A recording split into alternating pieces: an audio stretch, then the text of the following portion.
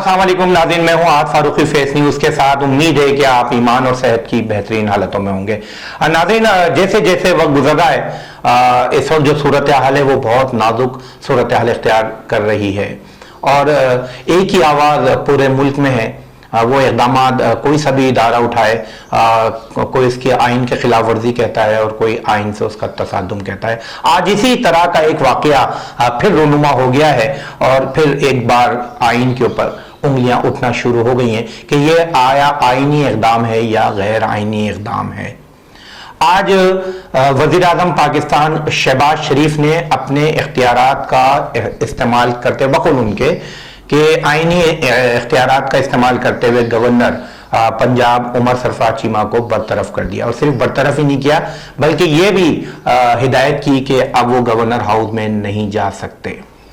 दूसरी तरफ सरफराज चीमा साहब को हटाने के बाद स्पीकर पंजाब असेंबली चौधरी परवेज इलाही आइनी तौर पर कानूनी तौर पर कायम मकाम गवर्नर बन जाते हैं और इस वक्त बन गए हैं। लेकिन सवाल ये है कि अगर चौधरी परवेज इलाही कायम मकाम गवर्नर की, क्योंकि गवर्नर का जो आइनी ओहदा है वो एक सेकंड के लिए भी खाली नहीं रह सकता पाकिस्तान के आइन के मुताबिक, और वो किसी भी सूरत में उसकी जो तैनाती है उसके दौरान भी वो ओहदा खाली नहीं रह सकता। इसीलिए जो स्पीकर होता है सूबे का वो आइनी तौर पर कायम मकाम गवर्नर बन जाता है। अब मसला ये है कि जो परवेज इलाही साहब है उन पर भी एक तलवार लटक रही है, वो भी खटक रही है। जहां शहबाज शरीफ साहब के साहबजादे हमजा शहबाज ने जब वज़ीर आला पंजाब का ओहदा संभाला तो जो चौधरी परवेज इलाही साहब एक तसादुम की सूरत इख्तियार की, उनके साथ एक तसादुम हुआ और वो जख्मी भी हुए, जिसकी बुनियाद पर हमजा शहबाज शरीफ ने हाई कोर्ट का रुख किया और उसके नतीजे में वहाँ से ये हुक्मनामा जारी हुआ कि वो अगर परवेज इलाही साहब उनका हल्फ या गवर्नर साहब उनका हल्फ नहीं लेते हैं तो जो कौमी असेंबली के स्पीकर हैं वो जाके उनका हल्फ लें, और ऐसा ही हुआ। इस तासुर में अगर मैं ये कहूँ कि परवेज इलाही साहब अगर गवर्नर पंजाब कायम मकाम बन जाते हैं तो वो फिर स्पीकर पंजाब असेंबली की भी जो सीट है उससे भी हाथ धो बैठेंगे। और ये अगर मैं कहूँ तो गलत ना होगा कि शायद अब परवेज इलाही साहब जो कहते हैं ना इधर के रहे ना उधर के रहे, वो पंजाब असेंबली के स्पीकर और गवर्नर पंजाब दोनों से हाथ धो बैठेंगे। और यही एक प्लान है विफाक का भी और पंजाब का भी कि किसी भी तरह जो चौधरी परवेज इलाही साहब, क्योंकि एक सीनियर पॉलिटिशियन है, एक सीनियर रहनुमा है, एक तजुर्बेकार सियासी शख्सियत हैं, वज़ीर आला पंजाब भी रहे हैं और मुख्तलिफ ओहदों पर तैनात भी रहे हैं। इसकी रोशनी में वो एक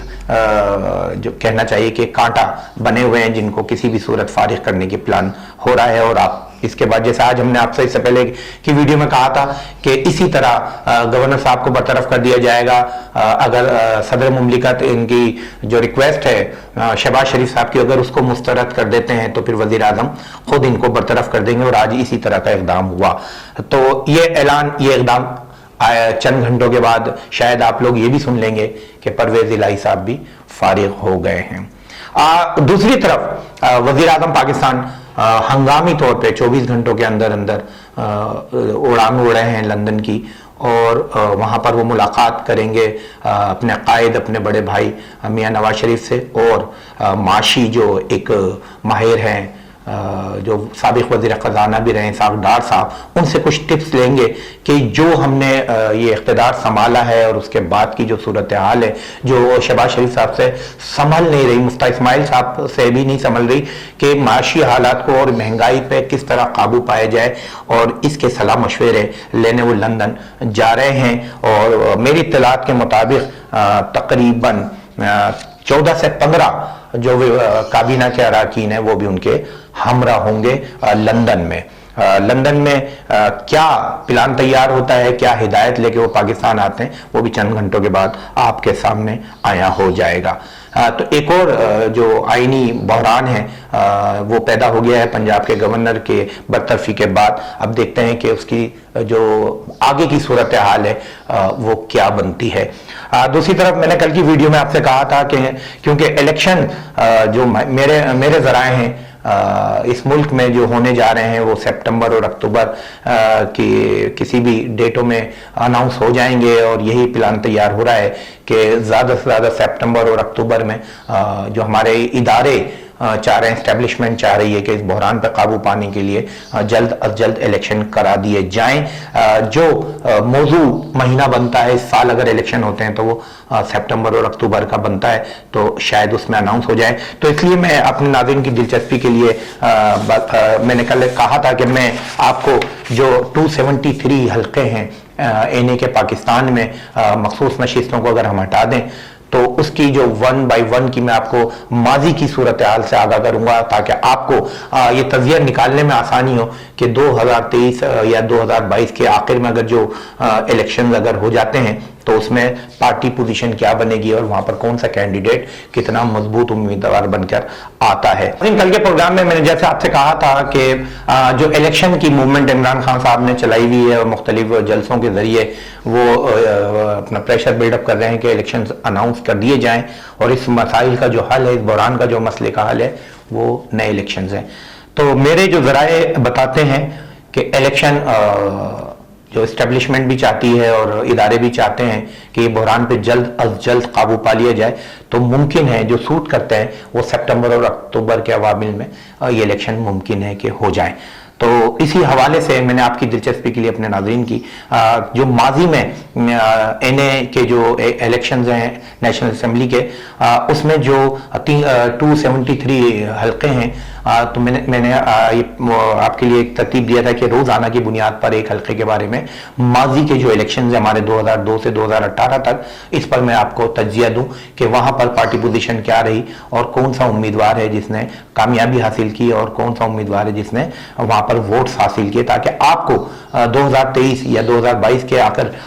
सितंबर और अक्टूबर में इलेक्शन अनाउंस हो जाते हैं तो आपको तज्जिया लेने में आसानी होगी कि वहां सियासी सूरत हाल वहां क्या हो सकती है।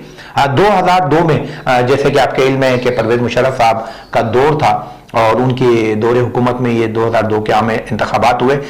जिसमें शब्बीर अहमद खान MMA के, क्योंकि एक मैंने आपसे शायद कल के प्रोग्राम में भी कहा था एक मजहबी इत्तेहाद बना था, उसके ये मुश्तरका उम्मीदवार थे। उन्होंने 37,179 वोट लेकर इस हल्के से कामयाबी हासिल की थी और वो असेंबली के रुकन मुंतखब हुए थे। जबकि अवामी नेशनल पार्टी के खुर्शीद खान साहब ने